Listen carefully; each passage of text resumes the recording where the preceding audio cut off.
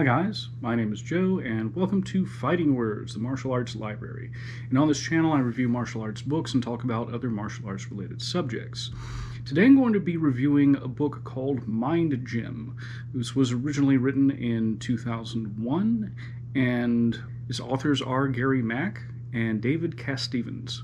So Gary Mack is a sports psychologist. He is known for working with, for instance, the Phoenix Suns, the Phoenix Mercury. Mr. Casstevens is a journalist, is a sports writer. As is the case in many of these books, I'm going to assume that he did a whole lot of the cleaning up of the words and did the majority of the writing, while Mr. Mack probably provided most of the anecdotes and the insights for the material to be written. This review is going to be a little bit different in that instead of having a pros and cons section at the end, I'm going to have a standout point section. This is a book primarily on sports psychology, and therefore it's not in a way that it's not in the instructive way that most of my other books are in, so it's difficult to actually give it a pros and cons for this particular format. Now, this was requested by J from one of my old lists of, look at the new books I got, which one do you want me to review? And this one came up. So the format of this book, it's largely done in quotes and anecdotes. Throughout this book, we get various anecdotes, various stories, quotes, often from athletes. And the author seems to focus on using these quotes and these stories to illustrate whatever point he's trying to make. The book itself is divided into 4 different sections. I'm not really going to list the sections because frankly, the organization of it seems a little unclear to me personally. With that being said, you'll notice as you read that there is a lot of redundancy. I think that's a good thing in this case, because the important points keep being repeated over and over and over.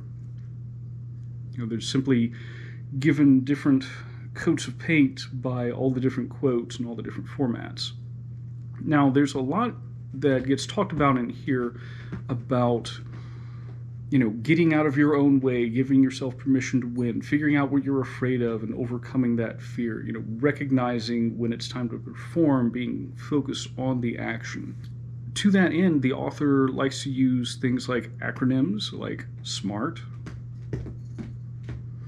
He will also have things divided into units, like the 3 Ps or the 4 Ds, and use that as memorization devices to help people better understand what's going on, what's being illustrated by these stories. As far as the actual structure goes, every chapter begins with a pair of quotes, by athletes, by coaches, and they are meant to illustrate the point that the chapter is ostensibly about.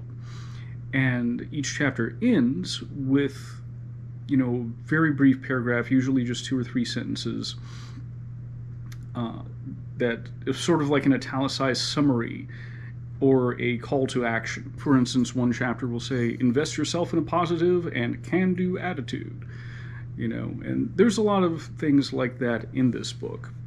Again, the book, despite the vast number of chapters, really just comes down to a few simple concepts. Things like using visualization and like really in-depth visualization to improve your mental performance. It has a lot about positive self-image, like recognize what you're good at, self-talk, remind yourself what you're good at. There's a lot of talk about fear being a distraction, like I'm afraid of this, I'm afraid of that. A lot of talk about being focused in the moment.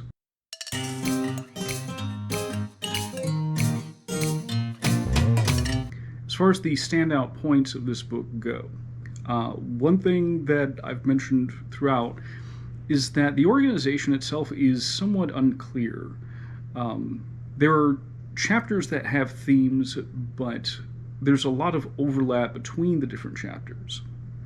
So it's not as cut and dry as some of the more academic sources I have on sports psychology.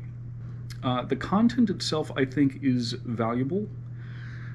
Again, there's a lot of insight into the things that prevent us from performing our best, and a lot of different stories to illustrate those points that are real life stories from real life athletes. And finally, I do think that the quotes and stories tend to lend themselves to a sort of conversational tone. And while I can complain about it not being as clear cut as to what am I supposed to learn with this chapter, I never felt bored by reading the book.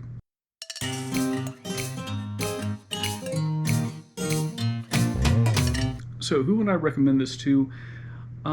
Frankly, I have better books on sports psychology, but I think that this one is sort of an easy way to approach the subject. It's very unintimidating compared to the more academic type of books that are out there. I think this was essentially written for the layman,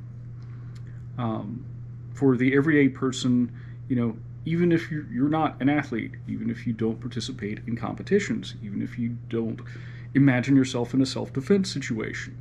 This was who it was written for. Now, with that being said, because this is a martial arts channel, let me link that back to martial arts and self-defense.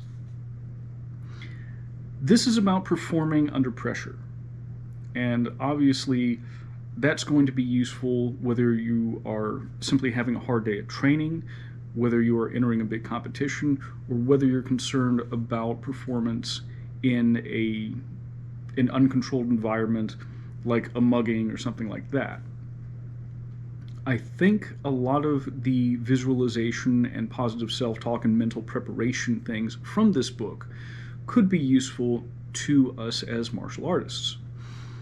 So while I have things that, again, I would probably lean on harder because I do prefer more academic bent to books like this on this subject, I think that because it's rather cheap and small and it is sort of fun to read, that if you're sort of new to the idea of sports psychology, if you are intimidated that it's sort of this gargantuan subject, like, I don't know how to do proper visualization, read some of the stuff here. Read about stories of how living people actually did that stuff. Well, I visualized the ball doing this, and, I felt my muscles turn, and, imagined how the bat was going to sound when it hit it.